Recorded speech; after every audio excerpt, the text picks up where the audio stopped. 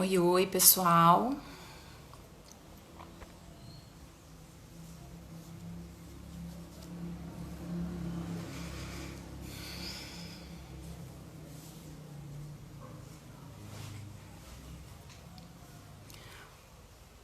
Oi, oi. Raíza, Diana, Carolzinha. Olá, Naila. Vamos dar uns minutinhos aqui pro pessoal ir chegando. Diana, que é nossa primeira convidada, já tá aí. Diana, você acha que a gente... Fala comigo aí no chat, você acha que a gente consegue esperar mais uns segundinhos para a gente aumentar um pouquinho o número de pessoas chegando aqui?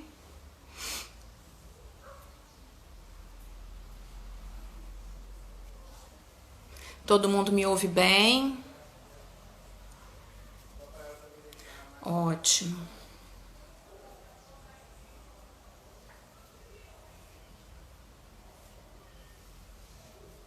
Já temos um grupo chegando. Lívia, quanto tempo? Oi, Bia.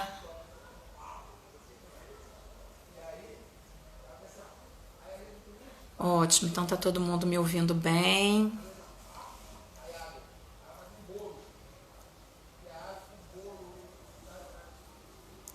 Ótimo, vamos. Eu vou começar então apresentando um pouquinho o projeto, né? Que aí já fica, a gente já vai começando falando um pouco disso, né? Essa então é a segunda live do Dialoga TO, né? Que é um projeto de extensão que eu estou fazendo parte junto com uma equipe de docentes do curso de terapia ocupacional do Instituto Federal do Rio de Janeiro, né? A ideia desse projeto é que a gente possa fazer interlocuções da pandemia da Covid-19 com o campo da terapia ocupacional. E uma das propostas desse projeto são lives temáticas em que a gente vai trazer pessoas aqui para conversar com a gente sobre as interfaces dos seus trabalhos com a pandemia e o campo da terapia ocupacional, né?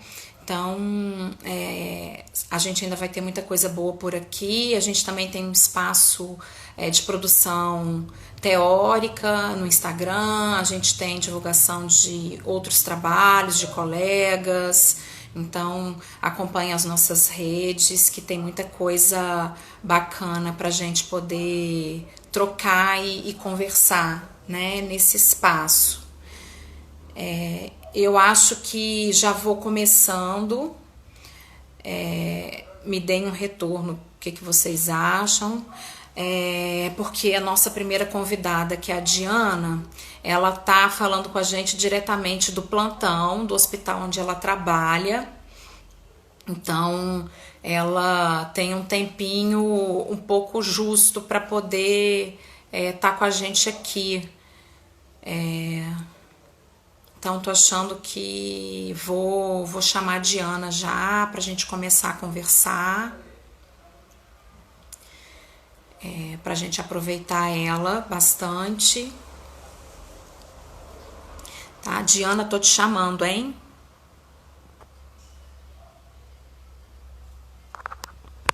Vamos lá.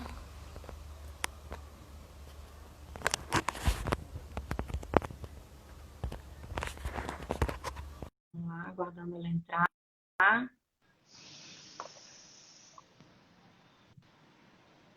Olá, Oi, Diana. tudo bom?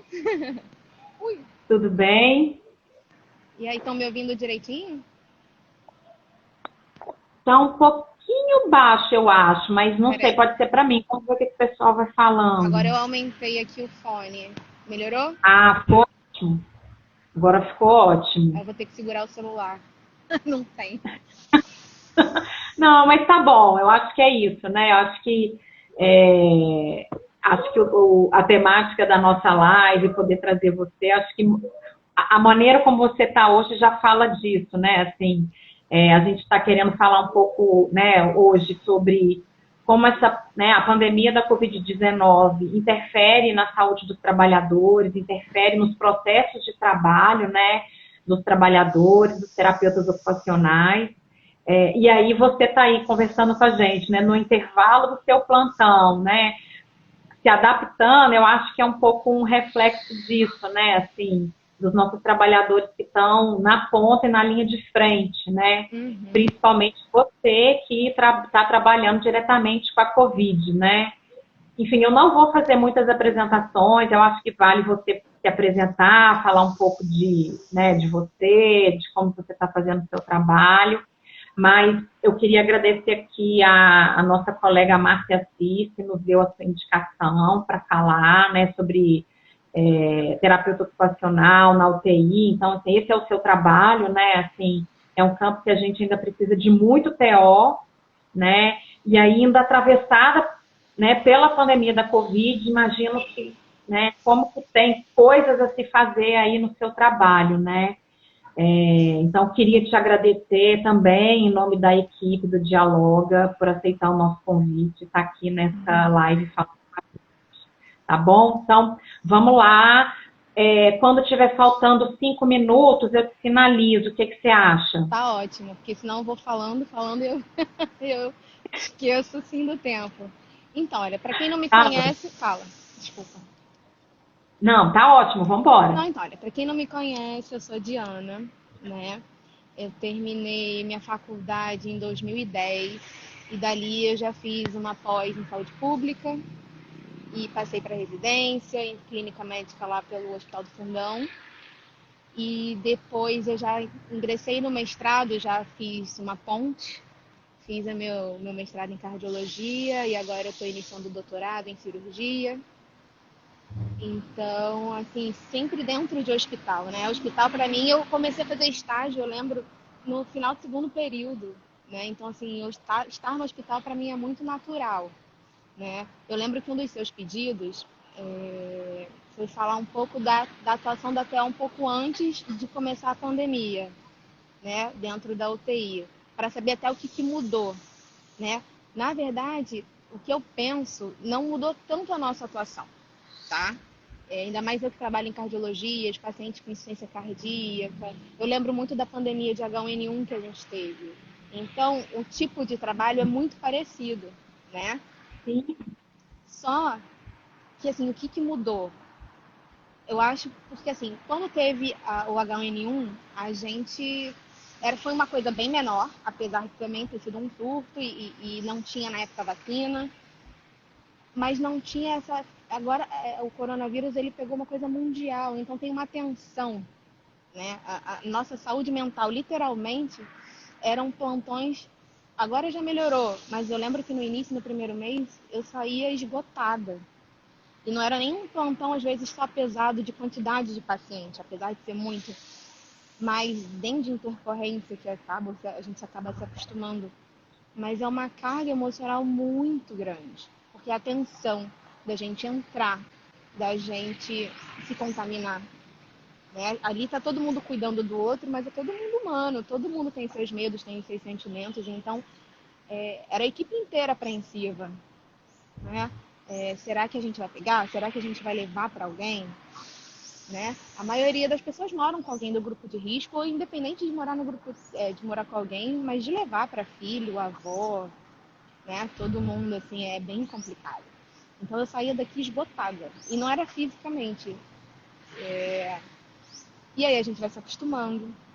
E aí eu vi que como eu estava saindo dessa maneira exausta, né? E olha que acaba que a gente nem estava se expondo tanto, porque não sei, aqui a gente só tem POs do Rio, não sei se dos outros. Não, a Larissa tá aí, a Larissa é de São Paulo. O A Crefito gente tem daqui. TOs aqui do Oi? Brasil nessa live. Temos TOs do Brasil todo nessa live. Então, o Crefito. O Crefito 2, ele pediu para que a gente não estivesse nos momentos, por exemplo, da intubação, né? Para a gente não se expor tanto na parte de aerosol, que é uma da parte de maior contaminação. Então a gente saía, né, na hora da intubação, não na emergência, que às vezes não dá para sair, mas a gente tentava evitar alguns momentos de maior contágio. Então eu E comecei. esse momento de intubação é um momento que você, como terapeuta ocupacional, participava antes? Dependendo do local, sim. Mas Uhum, assim, a intubação dentro do Covid, é uma intubação mais tensa, porque ela é mais rápida. Você tem que, o paciente, uhum, você não pode ambusar o paciente, ele não pode gerar aerosol de jeito nenhum, porque você tem que evitar que o paciente tussa. Os médicos já foram autorizados a fazer algumas medicações, né, para inibir a musculatura, para não ter a tosse. E aí, que facilita, né, nesse momento. Então, assim, todo mundo, era um dos momentos mais tensos. E algumas coisas já mudaram também, como o Covid é uma coisa nova, então as coisas vão alterando. Então eu lembro que você fazia intubação precoce, você não podia fazer a VNI, né, que é a ventilação não invasiva. Agora a gente já faz com filtro EPA. Então, assim, algumas coisas foram mudando ao longo, né, do início da pandemia.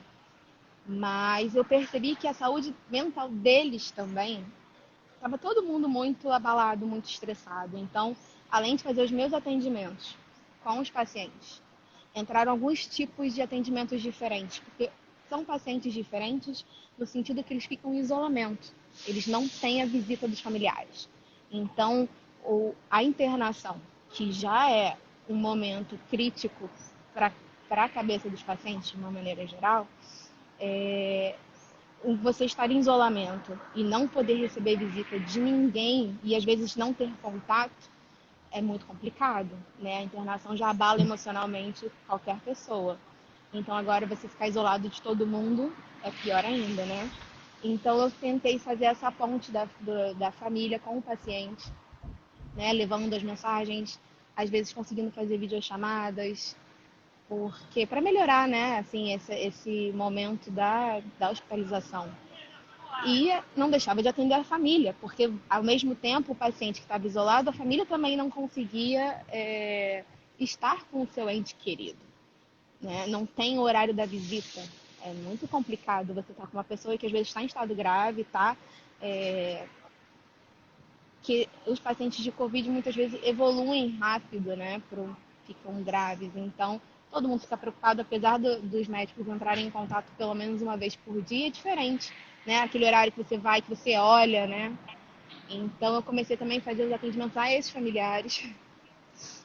Eu aproveitava esse link para fazer esses pedidos, que aí eu consegui pegar um pouco, eu gosto do cuidado bastante humanizado, pegar foto, pegar recado, então eu enchia eles com, essa, com esses recadinhos e as fotos, então ameniza um pouco, né? E também depois uhum. uma coisa que eu já fazia antes, que é o atendimento da equipe, fazia de oncologia e cuidados paliativos principalmente.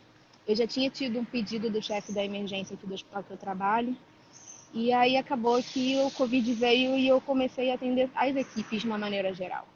Porque da mesma maneira que eu falei, a gente saía muito abalado, são os nossos medos, né? A gente tem que cuidar e quem cuida da gente, né? Uhum. Então, assim, para a gente poder dar uma assistência boa, a gente tem que estar bem também, né? De uma maneira geral. Então, às vezes a gente tinha que ir com a cara e com a coragem e esse depois quem segura, né? E aí eu comecei a fazer os atendimentos das equipes do hospital que estavam nos setores Covid. Meu hospital foi um que começou com um prédio de Covid, a gente começou tendo que abrir mais setores, né? A gente ficou bem lotado e estava todo mundo. E depois, se você for parar para pensar, apesar de você ter um setor específico para Covid, você não deixa de ficar receoso se às vezes, como é um hospital particular, porque eu fiquei sabendo que alguns hospitais do Rio, públicos, eles proibiram as visitas. Aqui a gente não proibiu, mas a gente só tinha direito a uma pessoa por dia. Mas e quem disse que essa pessoa, às vezes, assintomática, não vai fazer a visita? E aí acaba que a gente tem que Uhum. tratar o hospital inteiro como um covidário, né? Eu chamo assim, que tem que tomar todas essas precauções. Nossa, Então, isso é uma atenção constante, né? Assim, está preocupado com tudo isso, né? Todos os trabalhadores, enfim, né? Você fala que começou a cuidar, né, de todas as equipes, né? Tem uma ex-aluna nossa que até comentou aqui, ela está residente lá no Fernando Figueira, né? E ela estava falando, eu acho que, imagino que essa deve ser uma atenção que você passa, e acho que todos os colegas, né? A atenção que é de se paramentar, de colocar todo o EPI, depois de se desparamentar, né? Assim, para evitar todo um processo de contaminação, além de pensar em todos os recursos, né, que você utiliza nos seus